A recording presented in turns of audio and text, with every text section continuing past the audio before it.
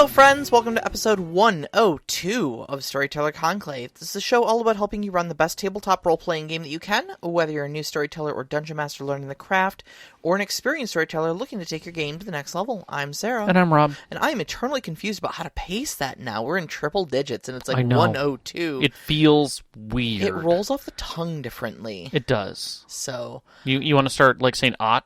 It'll really mess you up then. Oh, no, I'm not going to fall down that rabbit hole. Yeah. No, once you start saying "ot," you're going to start saying things like "zed" and "not." Well, it's also, like, you could also do the 100, and like announce the 100.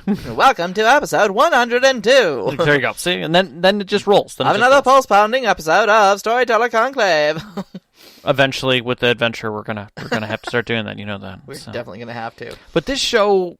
Particularly, this System Spotlight is probably going to be our farthest to the other end of all spectrums when it comes to what we talk about normally. It really is. So tonight we are doing because it's the second Wednesday of the month. We always do a System Spotlight. And so this week we are doing one on Epyllion. Yes. Which is a little Powered by the Apocalypse game by Magpie Games. And I can honestly say, yeah, you're right. Like it is very out of scope for what we usually do and what we usually play. And yet it's 100% storytelling. Oh, it is. It's like everything that we should be talking about wrapped into one tight thing. And funny enough, I mean, to say this, I would say it's a great start point. Mm-hmm. If you wanted to have, as a storyteller, if you want to get down to the bare minimum, brass tacks, simple, you could say, oh, well, start with this. Because it's literally just storytelling. At the same time, this is like master level coursework because of what you have to do, and we're going to walk through that. Because it is just storytelling. Right.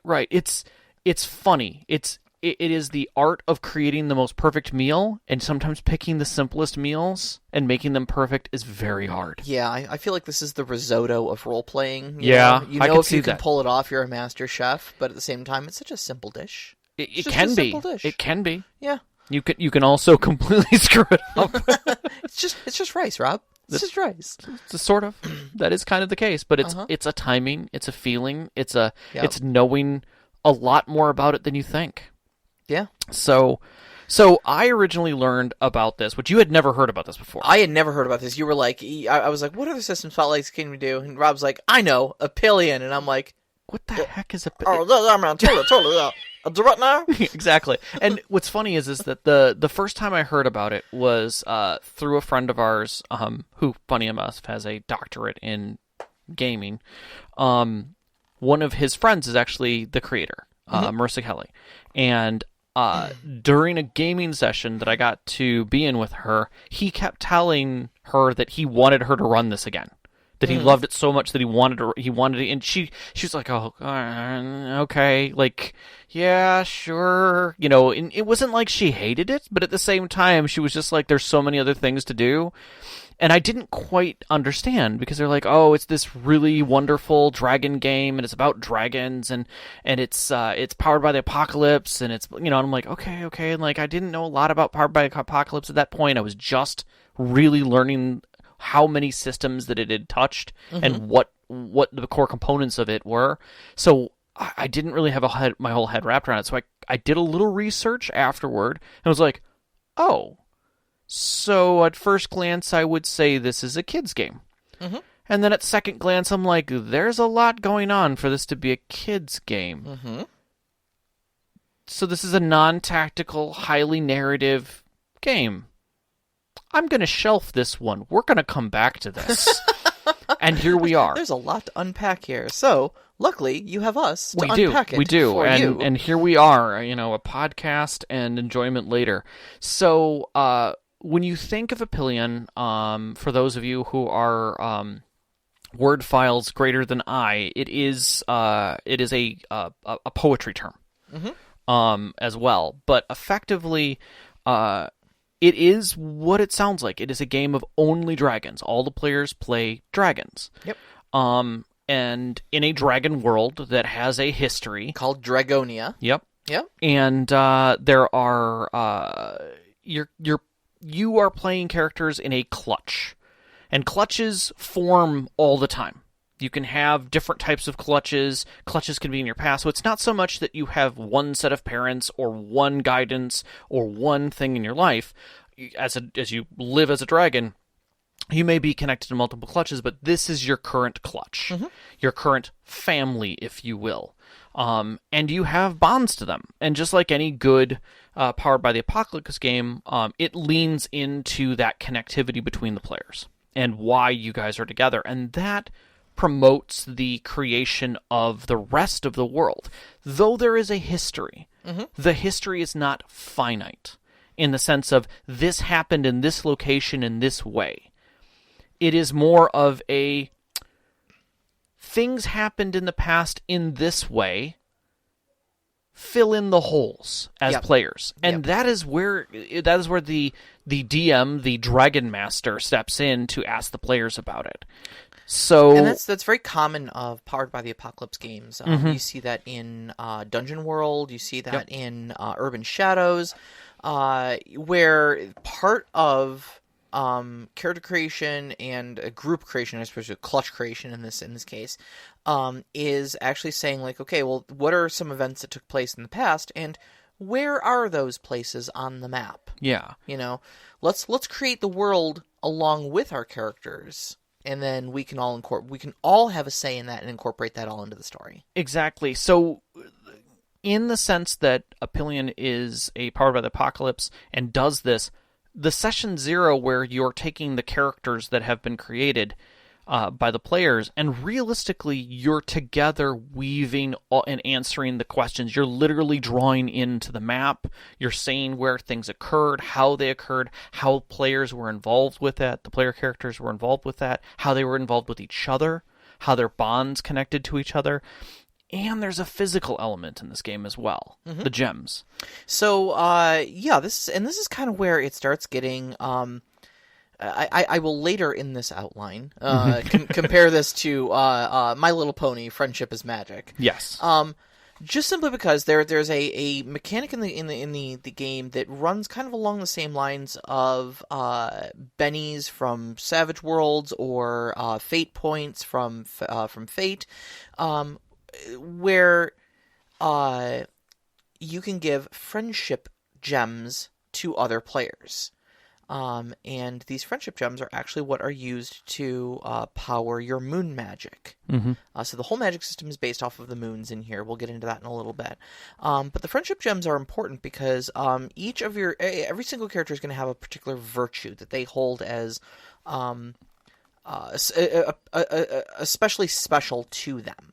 Right. And when another player exhibits your virtue, you have the option of then giving them a friendship gem. You cannot cast magic with your own gems. Correct.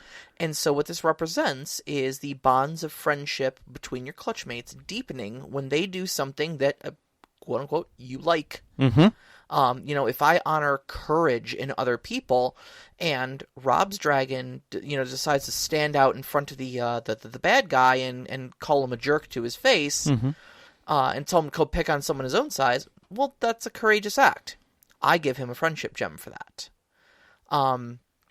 And that then becomes a kind of a transactional mechanic of doing things and supporting your clutchmates. Yes.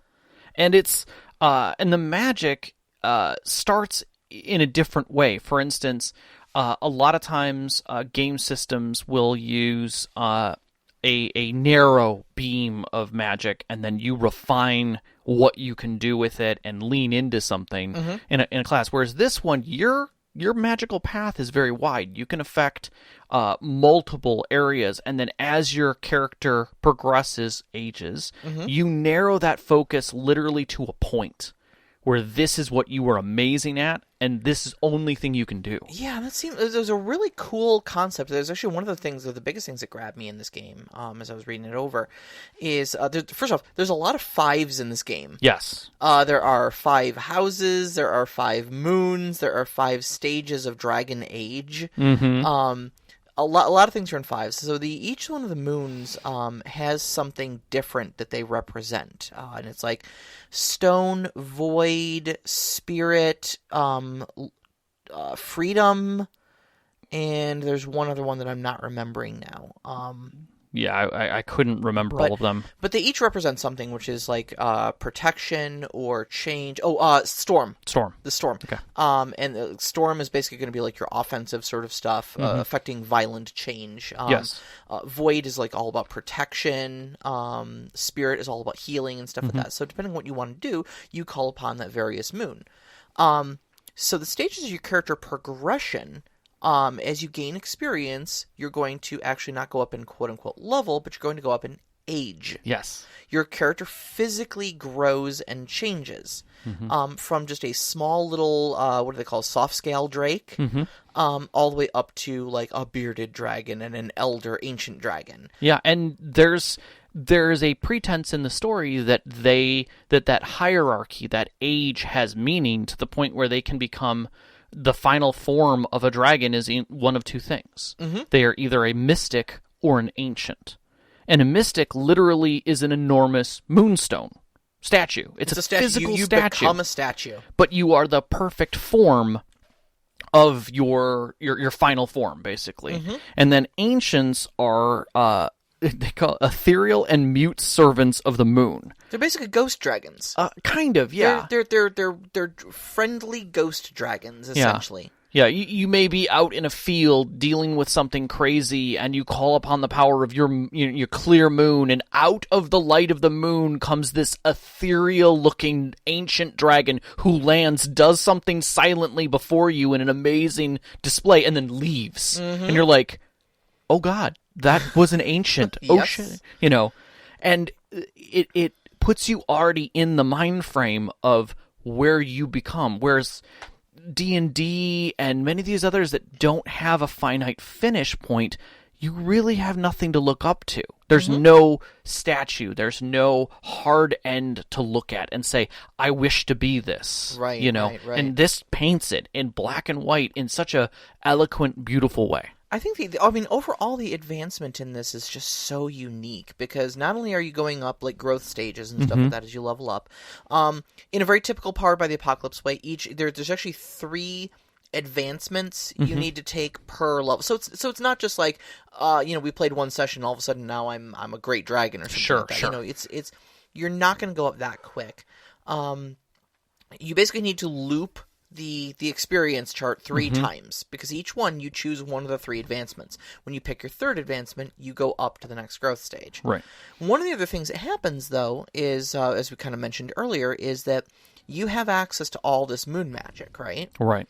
When you start getting into higher stages of growth, you start losing moons. Yeah. But all the moons you do keep go up in power. And so your magic becomes less jack of all trades and much more master of one. Right. Like imagine if in D&D you could no longer cast any fire magic, but now your water magic is doing twice as much. Exactly. Every one of your water spells are maximized. Exactly. And then eventually you lose earth too, but now your water is now extended. But you can still do something else, and so you're basically keep narrowing that focus until you come to a point of it. Yep.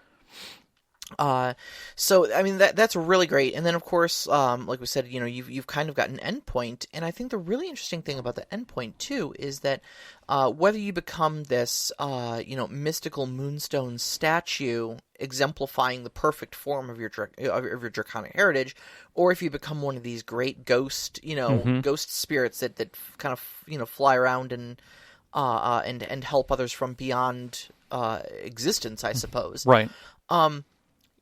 You actually kind of become part of the lore. Yeah. So, like, if you were to then play another game, your old character might be, well, let's go to this temple. I heard the old, the old statue of Marisol, the ancient dragon, is there. And you'd be like, oh, hey, that's my old character. That's my old character. That's very awesome. Yeah. He was pretty courageous, so they're gonna want courage. So right. they're gonna go talk to the statue of my old character. That's cool. Yeah, or and I've seen people who've written it up where they played a couple complete games, and one of the games actually had all of them become mystics, and they were a group, a half circle somewhere. Oh, cool. So that the moon shined on them in phases. Oh, neat. So you could go and visit and talk to each one of them during their phase. Oh, cool. Yeah, I thought that was a really sweet way of handling it. And a neat way as a storyteller to let your players continue. You let each one of their stories stay on. Yeah. Another neat thing about this that Powered by Apocalypse does really well is it, again, puts you directly into play very quickly with playbooks. And playbooks are a shorthand to get you started. They give you everything you need for your effective class. In this case, academic, crafter, daredevil, adept nature, the seer, or the warrior. And paints out exactly everything you need to fill in. Yeah. I mean, it's effectively a character sheet by class, which is funny because that's what we used to do in second edition and even third edition, where you'd get your specialized sheet for your ranger, and there was all of the stuff already painted out for you. And it had a special spot for your animal companion, and, so, extra arrow slots because you're playing a ranger. Right. You know? And this one leans into their areas of effect and their specific moves that they go for. And it doesn't limit you from a little bit of creativity because there are the different factions of dragons that are out there. So you can have variants within that, and you obviously are answering questions that make the world. And where you fit into the world. But it literally walks you through the character creation. So character creation is pretty easy. Yeah. It's pretty straightforward. There isn't. I mean, it's very typical of Powered by the Apocalypse games to have this sort of character creation where literally it's just check boxes for the most part. Yeah, and it's like choose two of these three options. Yeah, but literally put a check mark next to them. You know, there's no dice rolling. For it. At least not until you get into play. Correct. But as far as character creation goes, there's no dice rolling. There's no. There's only a few options to choose. But every dragon has just enough specificity to, or I should say, each playbook has just enough You're fine. Specificity to. Don't hurt yourself, kid. No. We're just gonna leave that one. Has enough detail. Yes. To give them a full fleshed out thing, but leaves enough vagary to allow you to fill in the blanks with your own personality, your own hopes, dreams, and stuff like that, and kind of make your own unique combination without it ever getting too deep and into the realm of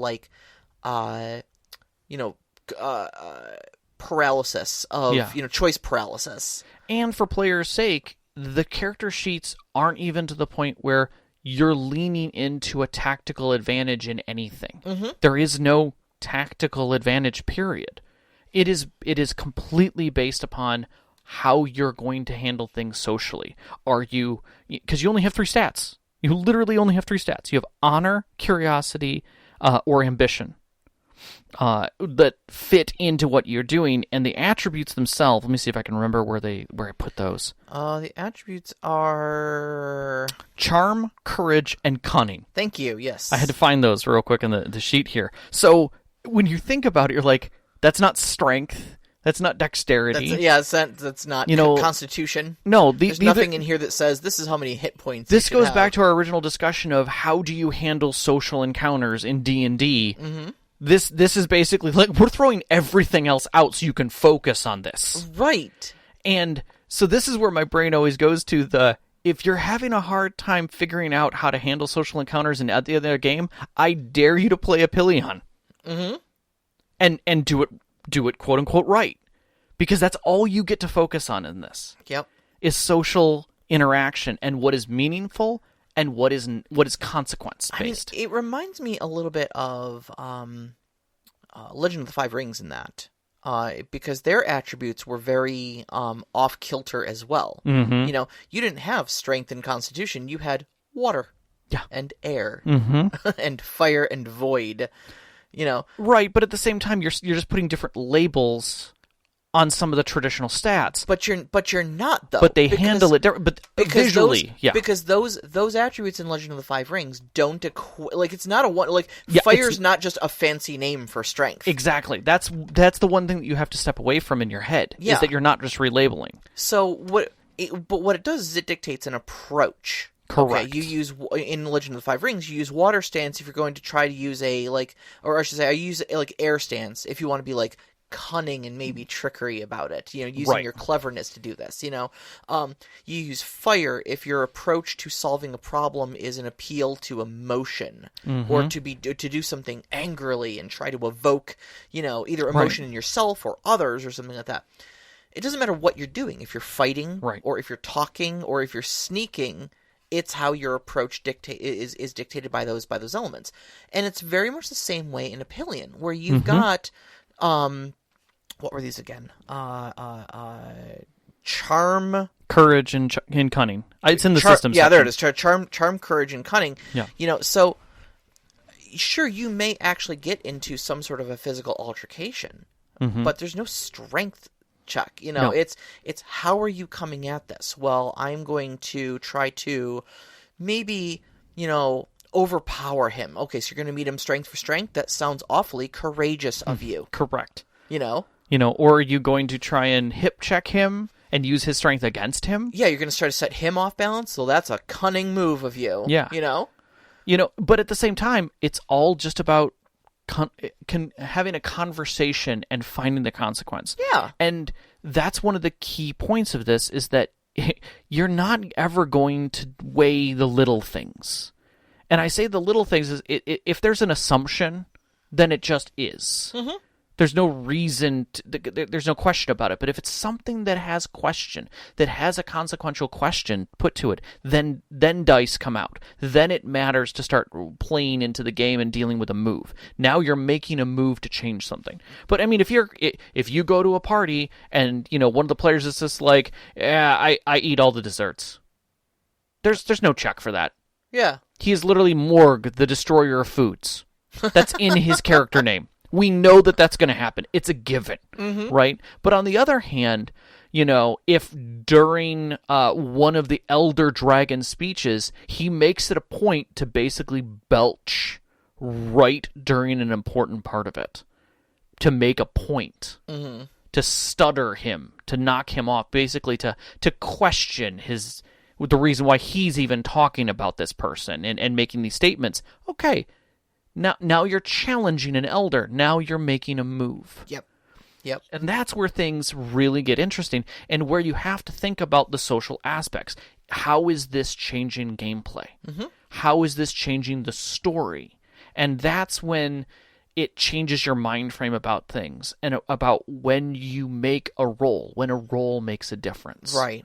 And keeping in mind, too, much like other Powered by the Apocalypse properties, you've got your standard 2d6 plus an attribute, usually. Right. Yep. Your target number is always going to be 7 for bare minimum success. So yes. You've got 7 to 9 is I forget what they call it, but it's a partial success essentially. You have a success, but you may have a success with consequences. Basically, you've got some kind of a tag, price tag associated with it. And then 10 and up is a resounding success. Correct. You do the thing you attempted. Correct. And then anything 6 or lower is not necessarily a failure. Correct. You may still accomplish it, but there may be some additional consequences on top of it and such like that. Yeah. And so it's important to remember this is not a pass or fail system. Mm-hmm. This is just I don't know, what do the dice have to say about it? Is it a bad, is it a neutral, or is it a good outcome to the thing that you were trying to do? And the story continues. Yeah. Do you push the block off the ledge? Great, you did. You did fail to notice that the other side of the block had a hook on it with a rope that is now quickly unraveling and grabs your foot. Mm-hmm. No, that's a failure. Clearly, you're getting dragged right off. Now, did you push the block off? You did. Mm-hmm. You showed off your feat of strength, and then everybody watched you get sucked right off the edge of the tower. It doesn't always have to be as dire as that either, but that's another point to this whole thing is dire is objective. There is no death spiral in this. There are no hit points in this game. Yeah, see, yeah, the damage system was the other thing that really, but so the damage system kind of plays a little bit into the lore. So I almost think we need to talk about the lore before we can talk about the damage system. All right, we can lean into lore here for a second. All right, so the setting, Dragonia. Yes. Is a vast continent filled with draconic cities, strongholds, and such like that. Ancient ruins. And basically, it's filled with dangerous waters. It's kind of the contrivance of, like, it's only one continent on a major planet, but we don't know what else is out there because the waters are so dangerous to traverse. Right, and they don't build boats, clearly, or whatever. Well, but if they did... They do, but the word kraken gets used more than once. and as they state, krakens literally can eat a dragon whole. Yeah. Like whole. So there are rumors that people have made it across the sea, using big boats and whatnot, but we've never heard back from them. So right. So the conceit is, look, it's just Dragonia. Stay here, okay? And essentially, the dragons are a sort of almost like I refer to it as a socialist utopia. They're very community driven. Yeah. They're very centered on what's best for everybody, fostering younger generations. Dragons don't have gender or sex, so they in fact encourage a gender neutral pronoun for them, and even give you a new pronoun, Driz. Yeah. As in he flapped Driz wings. Yeah. To use for them. So there's like a lot of the inequalities and such like that take place in our world, and a lot of the motivations for inequalities and stuff that don't take place in draconic society. Found family is a very big thing. Yes. And such like that. So these clutches form for all sorts of things. And generally, everybody tries to look out for one another. Yes. Now this wasn't always so. Yeah. There was an adversary, just simply referred to as the darkness. And the darkness crept up a while back, and it was called the War of Shadows. And the War of Shadows was essentially fought over a corruption that seeped into dragons. Yes. And dragonkind. And it takes some other manifestations too, but the major threat to dragonkind is that it corrupts them and turns them evil. Yes. And see if this sounds familiar to any of you fantasy buffs. When a dragon gives into the shadow, when it gives into the darkness, they tend to become very self-centered loners that hoard gold and live apart from the rest of dragon society. Hidden away in caves. Hidden away and jealously guarding their riches. Yes. Yeah, those guys, those are the bad guys. Yeah. We want to save those dragons from this darkness that seeped into them, because we're not like that, guys. Yeah. We're not jerks who hide away and covet gold. Yeah. Yeah. So, I mean, it's literally like there were aspects of this as I was reading through the sections of lore and getting a better understanding of it, where I felt like literally somebody went and watched other people play Amber and said, that's not the social game I want to play. I want to write the exact opposite of that. Yeah, if I can. And basically figure out a way to do it. And I think it does it beautifully. I think it flips that script beautifully, but I also think it pokes a lot of fun at D&D dragons. Oh, it does. In that sense, directly. It does. It flips a lot of cool conventions on their head, and it paints a really interesting picture. But the reason we needed to tell you all of that before we get into the damage system is because the damage system is based around shadow and darkness. Yeah. You don't necessarily take damage. No. In the sense that, like, you have hit points or whatever, or even a stress track like in other games like Fate. So you have shadow that you incur, and when you take shadow, it builds up, and if it builds up enough, you may take a darkness point, and it might be things like envy or fear. Yeah. You lose your draganity. Yeah, what you're doing is you're giving into these fears and doubts and selfishness and such like that draw you apart from dragon society. It's the opposite of things like love and trust and whatnot that are these good things that bind dragon society together. Again, it hits back to some of the stuff from werewolf and vampire. Yeah, a little bit. Like there's definite edge there where, again, we're circling back to that concept of goodness and humanity, and stepping into the darkness and losing oneself to this horror, if you will. And if you're overcome by the shadow, you become your shadow self. You become a shadow dragon, basically. And a shadow dragon is one of these self-centered, hoarding, awful, creatures Beasts, that we know about. And now that isn't like the end of your character, though. Like, you don't die because of that. You're just a jerk for a bit. And of course, you're encouraged to roleplay all that. And there is, it varies per class, per playbook that you're using, on how you need to get snapped out of that. But the short version is someone essentially needs to call you on your BS, and you need to humbly accept that you have given into the shadow, and essentially repent. And when you acknowledge that you've been a huge jerk and that you've been taken by the shadow, and you take an active step to get away from it, that's when you reclaim your humanity, your dragoninity. Yes. And your place in society. Like any good 80s movie. All of your shadow points are shed, and you're back to quote-unquote full health. Yeah, if you've watched any 80s movies or even children's shows where one of the main characters, I don't know, tries revenge as his direct tactic and then realizes the fault of his ways and tries to get back with the group. Hey, everyone. Zuko here. Yeah. Hey, guys. Yeah. Why am I so bad at being good? Exactly. But it's a reoccurring theme, but it really is painted here in black and white for us. And I think it's well done. I think it's really well explained and well done. Yeah, absolutely. Absolutely. All right. So where are we at? We talked a little bit about the setting.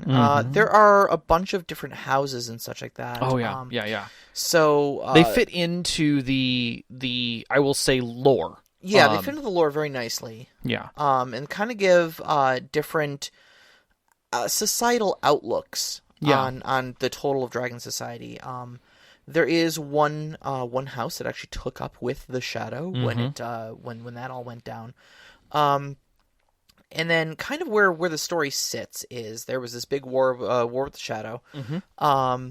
And they eventually destroyed it, but there was a great seer fly rain that prophesied that the darkness would rise again. And then it didn't happen, and then it didn't happen, and time passed, and it didn't happen, and everybody got complacent.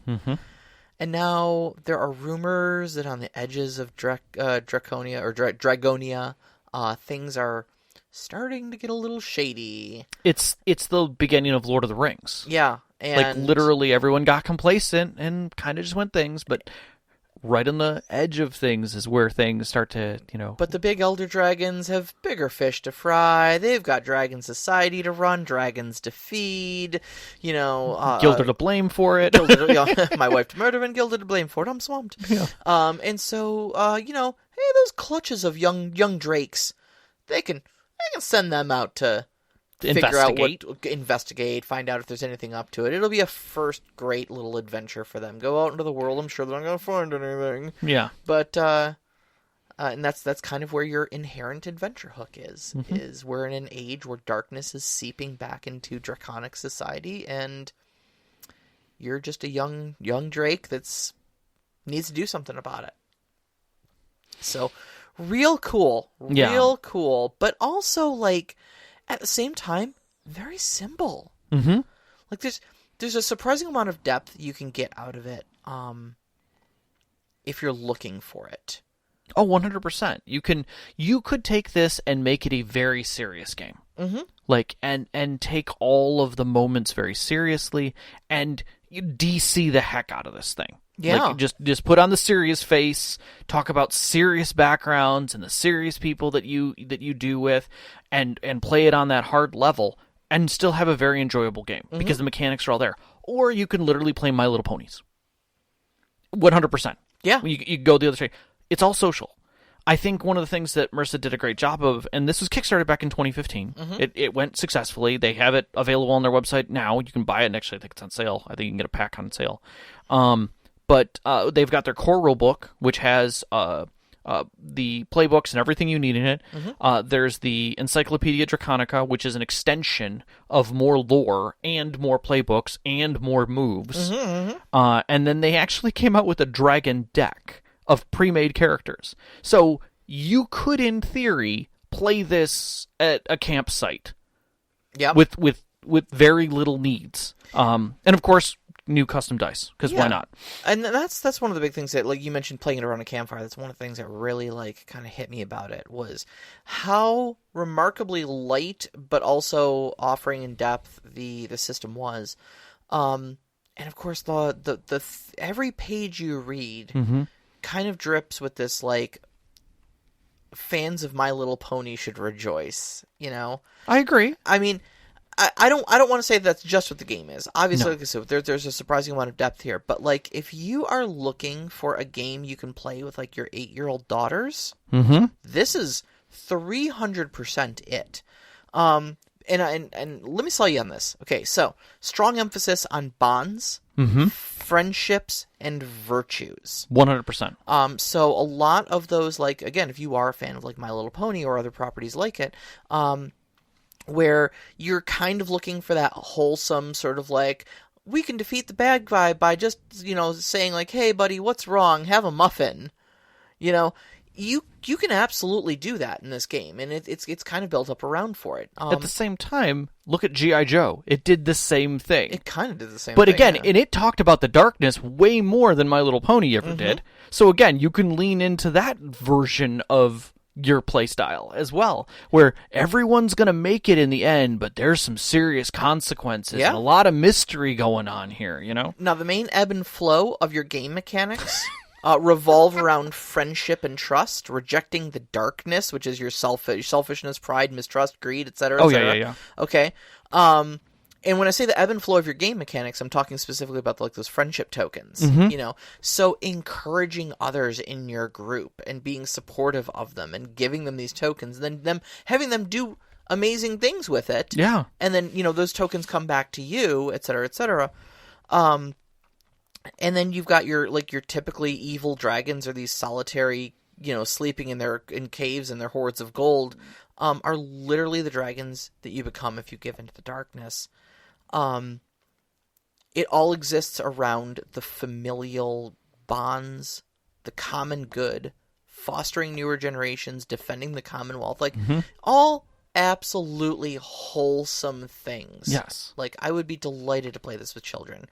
And then on top of that too, like, man, if you ever game with kids are so creative. They really are. Like, we're over 40, you know, we've got our heads stuck up our own rears a lot of the time as far as creativity and stuff like that. We fall into our own tropes just because we've been doing this for so long. But man, you sit a kid down and you ask them, like, hey, let's tell a story. What type of dragon do you want to be? And they're like, I want to be a big blue one with big rainbow wings. And you're like, awesome, we can do that. Yeah. This is the game where you can do that, you know? Yeah. And, I mean, I've heard so many stories about people playing, like, Dungeons and Dragons with their kids and being surprised when they didn't want to roll initiative and draw swords, when they wanted to ask the bad guy what was wrong and who hurt him. Yep. And fix what was wrong with him. Have a social game. And then the bad guy suddenly becomes, like, an ally of the group. Yeah. Because they just listened to him. Yeah. And got him a sandwich. Yeah. You know? You look like you need a V8. Yeah. Oh, do you need a hug? Yeah. Like, and that's an absolutely viable thing in this game. Yeah. Because that's what the darkness is, and that's how you combat it, with love and trust, you know? And I would, like I said, I would love to play this with, like, a group of just imaginative 8-year-olds. Yeah. And just see where they can go, you know? Yeah. And I think the other thing too, and we're going to talk a little bit about this when we get into, like, the kind of pros and cons, like we always do. But one of the things that always strikes me about Powered by the Apocalypse games is that they require so much player input. Yeah. They refer to the storytelling narrative as the conversation. Mostly because the storyteller is really only kind of setting scene pieces out there, and it's really the players that are telling the story, you know? my character does this, and the storyteller might ask, like, okay, well, what sort of building is this all taking place in? Oh, it's an elaborate temple. Okay. Rob, can you describe a little bit about this temple? Oh, okay.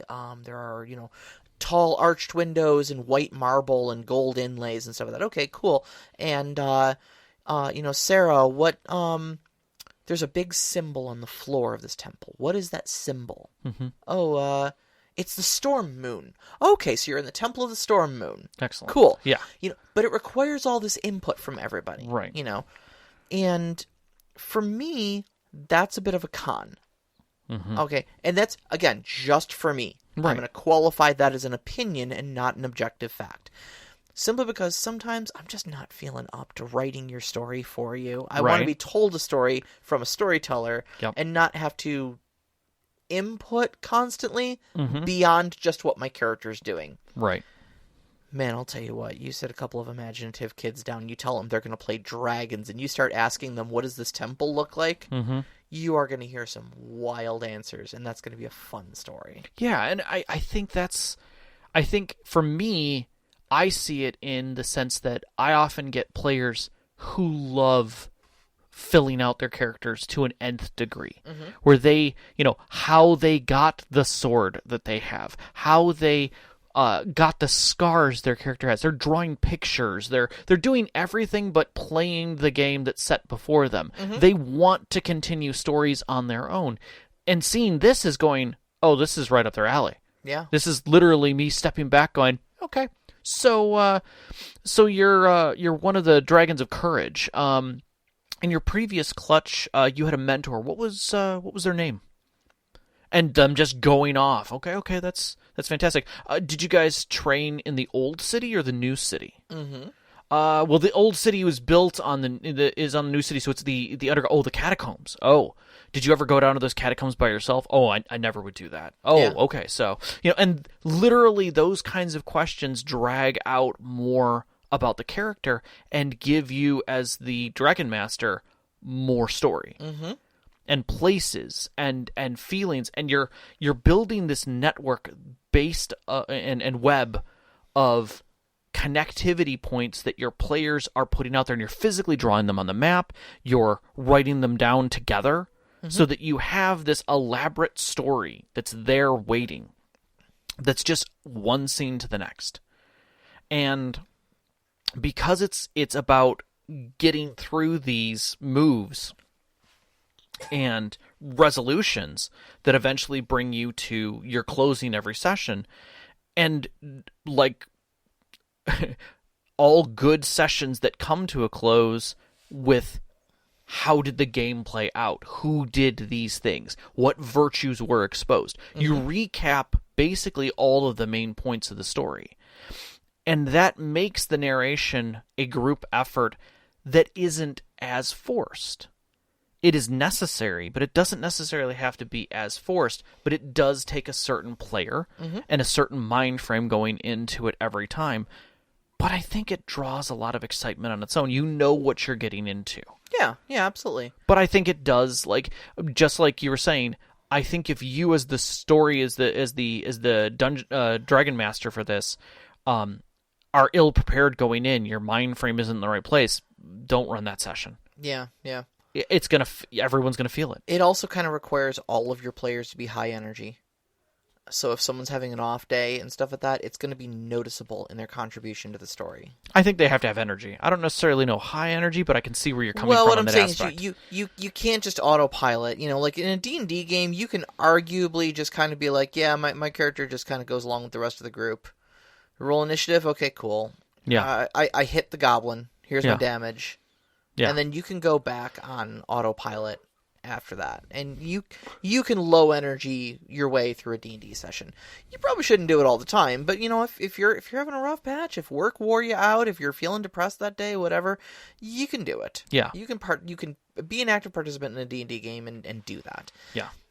Powered by the Apocalypse games, Epyllion specifically, you're not really able to do that because your participation is asked for so often.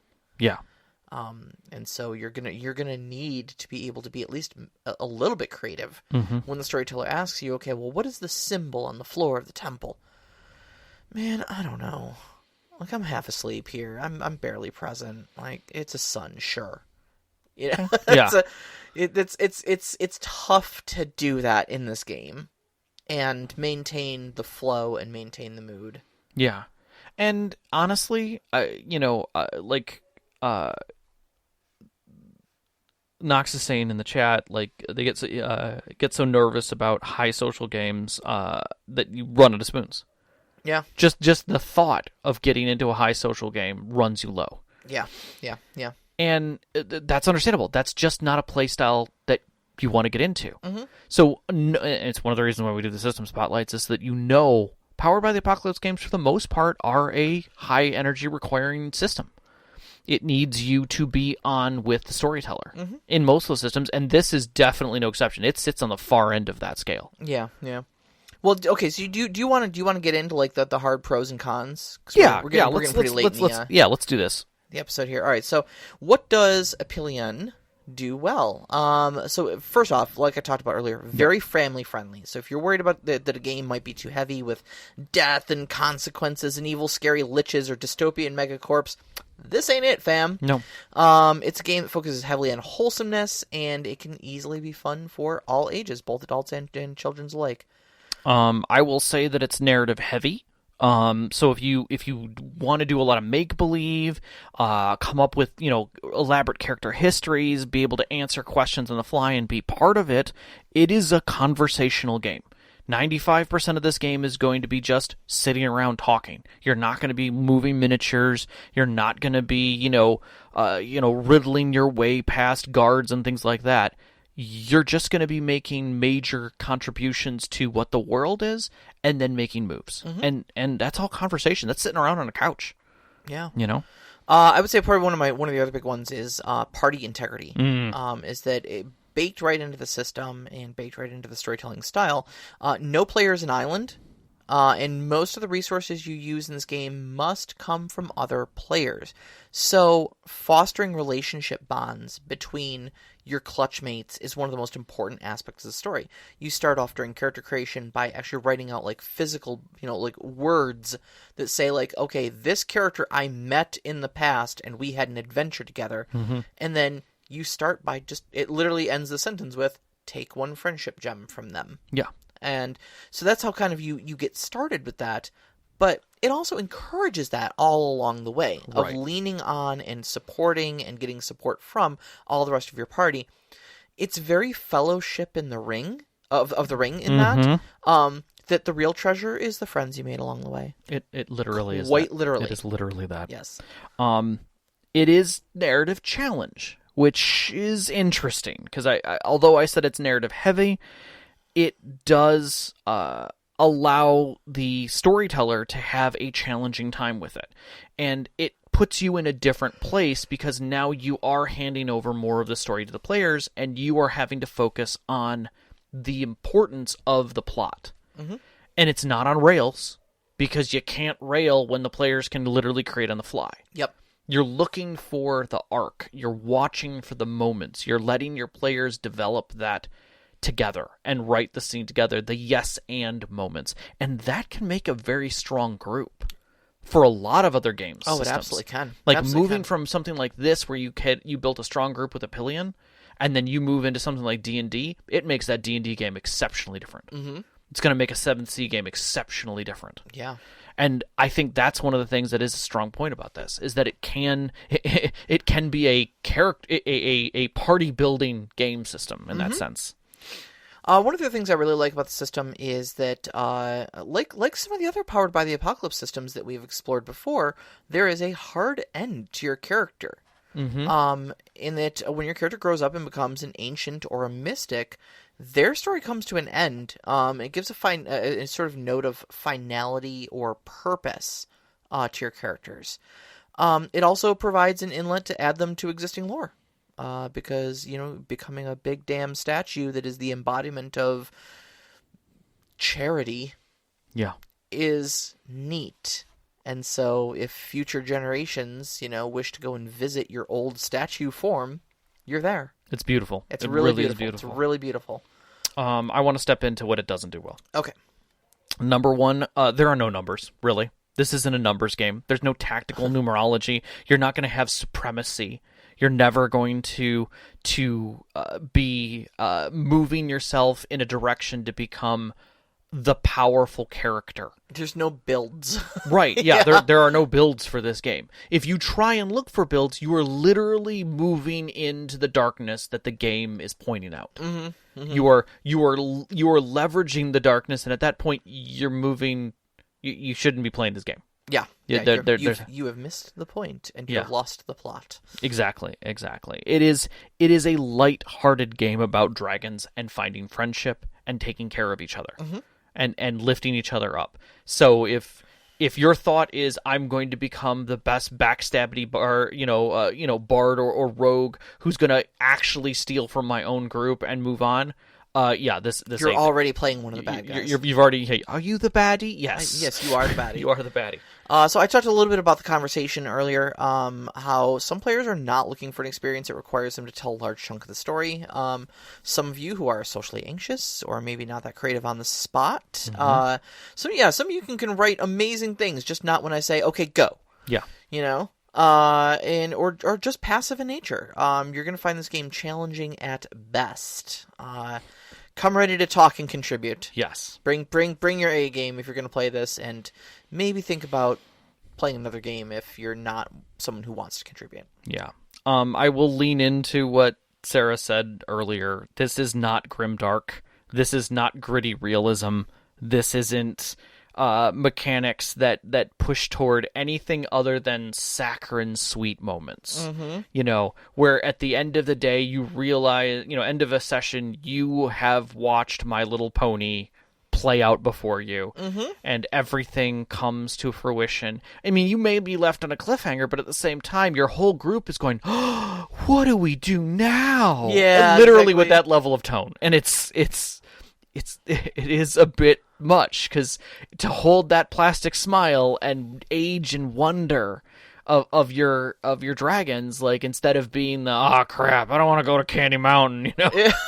be the crotchety dragon, I mean, look, there's absolutely a charm to, like, the dragon who's been sending you on your missions being like, yes, and now that you've brought it back, I shall take it all for myself. Yeah. And you're like, oh, he's given into the shadow. And then, Don't do it. The whole next session is like his redemption arc, where you try to pull him back from it and make him realize he's been a jerk. Yep. And you bop him on the nose with a rolled up newspaper, and that's the end. Vivek, no. Bye, Vivek, no. But yeah, no, this is the system lends itself to being just an absolutely saccharine game that runs on good vibes. And so if you are looking for something a little more gritty and realistic, you might have a harder time with a game that has friendship gems as a mechanic. Truth. I will agree with that statement. I will say, although cool gems. Gems. Absolutely. I love it. it. But Grim Hollow, this is not. No. And I would also say, for a really hot moment, you because of that, you have to play this visibly. Yeah. I think expressions and meaning and voice has a lot to do with this game. You could do it online. I've seen people do it over Skype and stuff like that. But there's something about handing somebody a gem, of hope and wonder. Of hope and wonder and light. That's right. I can see it sparkling like the light in your heart, Rob. It's see, and you tell me you're not ready for this game. You are so selling yourself on playing this game. I could at least do a one shot. I really could. I think we should. I really think we just after all of this COVID crap, we should totally do that. It's a palate cleanser. I kind of is. I think we need this kind of joy right now. I do. Anything else you got? Yeah, well, so you brought narrative challenge up as a pro. I'm going to bring narrative challenge up as a con. Fair enough. And that is, it can be a little like herding cats to try to keep your players on track when so much of the narrative power is placed in their hands. If you're a storyteller that likes to just jam a few ghouls in a crypt, point your players at it, and call that a plot, this game may come as a little bit of culture shock to you. Yeah. Just because there's just so much going on and it's so social. Mm-hmm. You can't just be like, here's an environmental puzzle. Good luck. Good luck. That's not a That's thing. not how you tell this story at all. Yeah. And you're gonna have a bad time if you try to tell it that way. So. Yep. Yeah, I see this as a lot of fun, but as a huge challenge. Yeah, it really would be a challenge.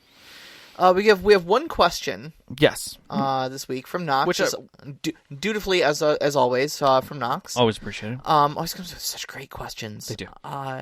So I have no experience with Epyllion or Powered by the Apocalypse games, but I hear they don't really have the possibility of PC death. Is that right? If this is the case, what are some different ways you can build that same sense of danger and tension found in more fatal types of tabletop games? I'm going to start off by saying that Powered by the Apocalypse does have fatality in it. It does. But it is player-driven. It is, being removed from a scene does not mean death. Being removed from the game does not mean death. Mm-hmm. It means finality, but it doesn't mean death. And I think that is one of the takeaways of Powered by the Apocalypse is that death is the end of a story. It's not tension. It's kind of, I don't know, anticlimactic in a lot of ways. So when death comes around, is it what the player wants? Is the player forcing their own hand into that so that you have something substantial and meaningful that adds to the story and adds to all of the players' enjoyment and awe and wonder of the story? And that's where you really need to have that. I don't think it should ever be used as a consequence, or as a if you don't do well, you could die. Mm-hmm. That's a tactical thing. That's now we're getting to tactics. And Powered by the Apocalypse is not tactical. It really is not. No, it really isn't. It's very. I mean, even God, the most tactical version of Powered by the Apocalypse I've seen is Dungeon World, and that's just like diet D&D. But even then, it's still very narrative. And how, like, it doesn't have any rules for like miniatures or spaces or grids or anything like that, and everything is just like, okay, it seems like it's about your turn. Rob, what are you doing? Yeah. What's the initiative order? What's initiative? Yeah. You get to do something. Yeah. I would say keeping in mind that, first off, Powered by the Apocalypse is not a monolith. It's just a game system. Correct. So it really depends on which game you're talking about as to whether or not death takes place in it. Right. This particular one, doesn't seem like it is. No. Something like Dungeon World actually has there's a move in the game called Last Breath or something like that, where it's like when your character takes their last breath, you bargain with death for your character's life. That gets pretty grim, but it turns death into a storytelling beat. Correct, which I think it always should be. So when you ask what sense of danger or tension can be found in more fatal tabletop games, it's all about scope. Okay, it's all about essentially making the bad things that are not death sound like the worst option. Yeah, and just framing them as such. Getting caught. Getting caught, or like, if we don't do something about this, our mentor, who we care about deeply, is going to slip into the shadow forever. He's going to be one of them. Yeah. And we might have a hard time bringing him back. He could do some bad things if we don't bring him back from the shadow. Is he dead? No. Is he going to kill people? I don't know. Probably not. Is it going to affect others? Is it going to affect others? Is it going to be bad if he does that? Yes. Is the shadow bad? Yes. Is a dragon given into the shadow bad? Absolutely. And that becomes your bad consequence. So next week's topic, we already hit the end of this. We're actually going to be talking about environmental storytelling and maps. Yes. Specifically. We've got a lot of we're doing a lot of online gaming nowadays, so we all need to talk about maps. Anyways, you can find us on Twitter at @ST_Conclave, on Instagram at @ST_Conclave. Listen to us live every Wednesday night at 7 p.m. Eastern Time on mixlr.com/storyteller-conclave. And join us up on our Discord. You can find that link on our Twitter, as well as storytellerconclave.com, our website. We'd like to thank our Patreon members, especially our name members, Knox in the Box, Sam, the Arcane Asylum, Sparkle Motion Veteran, and Hulavu. We really appreciate all your help. Our pre-show music is by Arcane Anthems. You can find that at patreon.com/arcaneanthems. Our intro music is Beyond the Warrior by Geefrog. You can find that at geefrogmusic.weebly.com. Our outro music, Only Our Footprints in the Sand, is by Midair Machine. You can find that at soundcloud.com/midairmachine/tracks. And a shout out, as always, to our families, Vicky and Sean. Thank you so much for loving you. us and supporting us. All of our friends who sat with us at our tables and given us all these great stories to share with you over the years. And you, every single one of our listeners. We love you so much. Love you. Good night. Good night.